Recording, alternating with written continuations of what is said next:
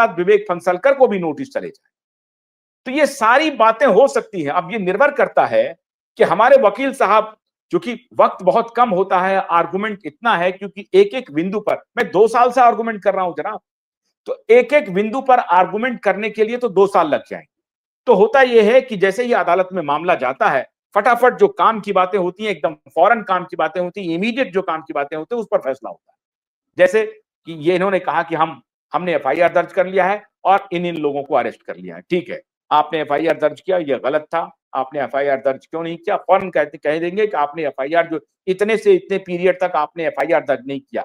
FIR दर्ज सिर्फ सतीश साल्यान के आने की बात की कहानी नहीं है।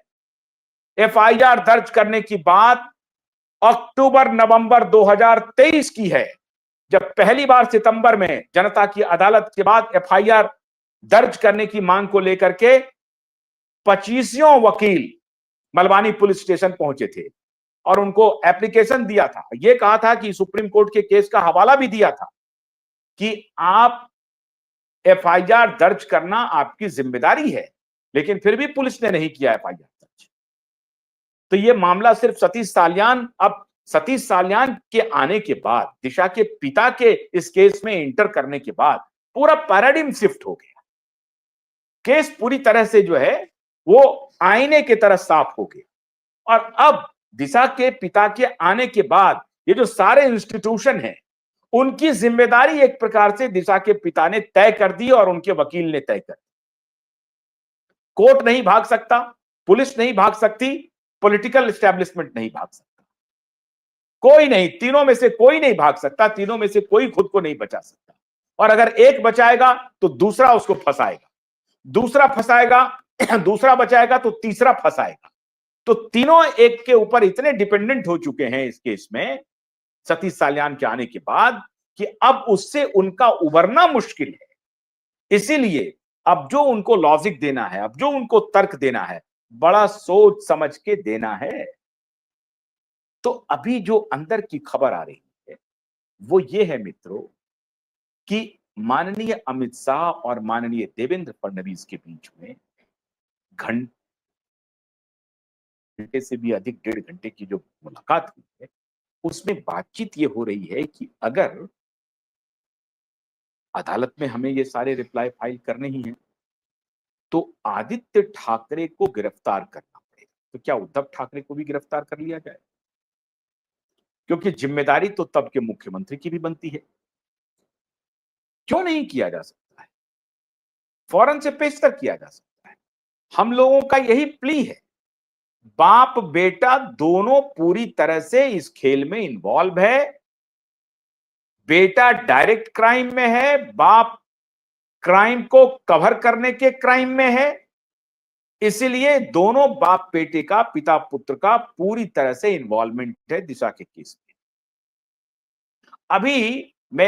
अभी मेरा जो दूसरा वीडियो आएगा वो इस पर आएगा कि सीबीआई ने क्या किया सुशांत के मामले में और क्यों सुशांत के परिवार के जो वकील साहब हैं वो क्यों ऐसा कह रहे हैं कि रिया चक्रवर्ती को डायरेक्ट इन्वॉल्वमेंट है कि नहीं है। वो थोड़ा अपना एप्रीहेंशन जता रहे हैं, हालांकि वो अपने हिसाब से वो ठीक बोल रहे हैं जो भी बोल रहे हैं, लेकिन वो ये ठीक बोलने का वक्त नहीं है।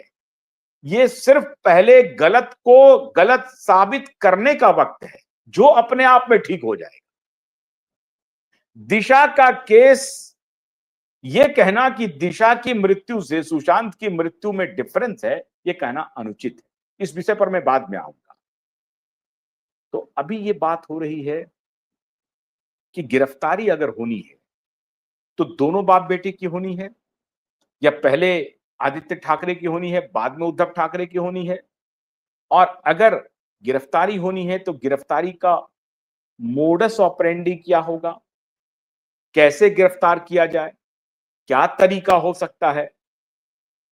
तो उस तरीके में यह हो रहा है कि रात को गिरफ्तार किया जाए कि दिन में गिरफ्तार किया जाए। अभी सच्चाई यह है कि ये बाप बेटा दोनों फरार है, लंदन पहुंच गया है। तो हो सकता है कि यह भी चर्चा चल रही हो दोनों के बीच में, फडणवीस जी और अमित शाह के बीच में, कि ये जो दोनों बाप बेटा फरार है, अगर वहां से नहीं लौटा, हालांकि लौटेगा, तो क्या दिक्कत हो सकती है, क्योंकि हमें तो 4 सप्ताह के अंदर में रिप्लाई फाइल करना है। ऐसी परिस्थिति में हम क्या-क्या ऑप्शन तलाशें? सुबह को गिरफ्तार करें, मध्य रात्रि को गिरफ्तार करें, शाम को गिरफ्तार करें, वीकडेज में गिरफ्तार करें, वीकेंड में गिरफ्तार करें, कब गिरफ्तार करें ताकि ये जो हुडलुम्स इनके हैं, वो आकर के शोर ना मचाएं। और हुडलुम्स के लिए जो लाठी की व्यवस्था करनी है, वो कितनी संख्या में की जाए, कितनी मात्रा में की जाए। लाठी से मेरा तात्पर्य है, पुलिस फोर्स को कितनी मात्रा में हमको डिप्लॉय करना पड़ेगा। अगर करना पड़ेगा तो उसकी टाइमिंग क्या होगी? क्योंकि दोनों पिता पुत्र को कानों कान खबर नहीं होगी और पिता पुत्र दोनों अरेस्ट हो जाएंगे। पुत्र पहले अरेस्ट हो जाए। अब इसी में ऑप्शन तलाशे जा रहे हैं कि रोहन राय को पहले गिरफ्तार करें कि आदित्य ठाकरे को गिरफ्तार।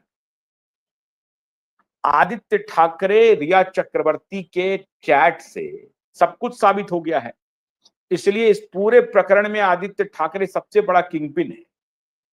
और भी बहुत सारे लोग हैं, लेकिन आदित्य ठाकरे की भूमिका पर संपूर्ण न सिर्फ संदेह है, बल्कि उनको फौरन से पेशतर गिरफ्तार करके ये काम प्रारंभ कर देने का है, यही होना चाहिए, जो अभी तक नहीं हुआ है।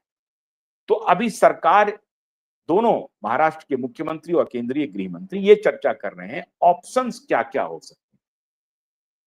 रोहन राय के साथ और कौन कौन लोग गिरफ्तार हैं, और रोहन राय के बाद आदित्य ठाकरे को गिरफ्तार किया जाए या आदित्य ठाकरे के पहले रोहन राय को गिरफ्तार।